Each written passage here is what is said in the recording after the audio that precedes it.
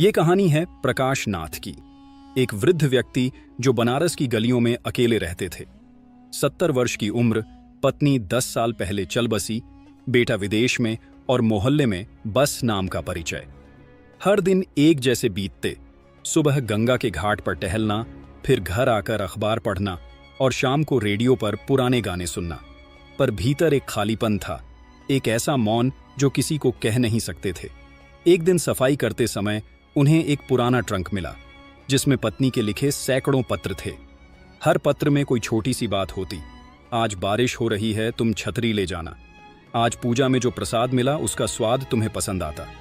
वो पत्र जैसे किसी और दुनिया के थे, जहां भावनाएं खुलकर चलती थीं। प्रकाश जी ने रोज एक पत्र पढ़ने का नियम बना लिया।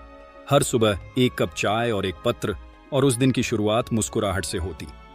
धीरे धीरे वह पत्र उनके अकेलेपन की दीवार में दरार डालने लगे। प्रकाश जी के चेहरे पर अब एक नई रौनक आने लगी थी।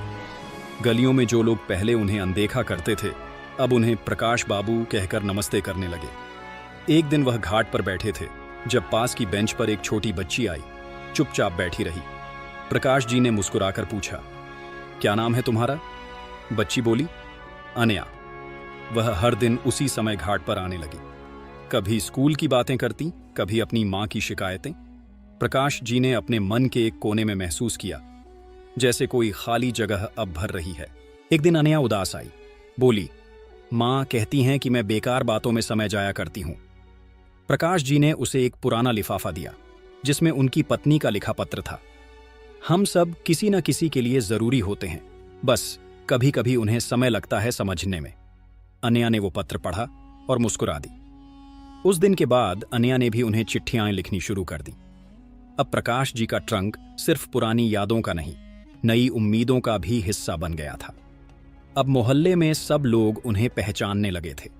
जो पहले उन्हें अकेले वृद्ध समझते थे, अब कहते, प्रकाश बाबू तो बच्चों को चिट्ठियां लिखते हैं, बहुत सुंदर लिखते हैं।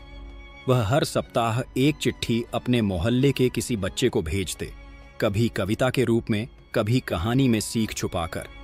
बच्चों को इंतजार रहता, अब की बार मेरी बारी है। यह सिलसिला इतना बढ़ गया कि स्कूल के हेडमास्टर ने उन्हें बुलाकर कहा, आप हमारे स्कूल में बच्चों को पत्र लेखन सिखाइए। पहली बार प्रकाश बाबू किसी मंच पर खड़े हुए, कांपती आवाज, लेकिन शब्द जैसे सीधे दिल से निकले। पत्र वो दर्पण है जिसमें हम अपना दिल उकेरते हैं, बिना डर, बिना दिखावे। बच्चे उन्हें घेर लेते, उनसे पुराने जमाने की कहानियां सुनते। एक बच्चा बोला, दादू आप तो जादू करते हो। एक पन्ना पढ़ते हैं और सब दुख भूल जाते हैं। प्रकाश जी मुस्कुरा उठे, उनकी आंखों में अब रोशनी थी। जो जीवन कभी खाली लगता था, अब दूसरों की रोशनी बन चुका था। और वह ट्रंक अब सिर्फ पत्नी की चिट्ठियों से नहीं,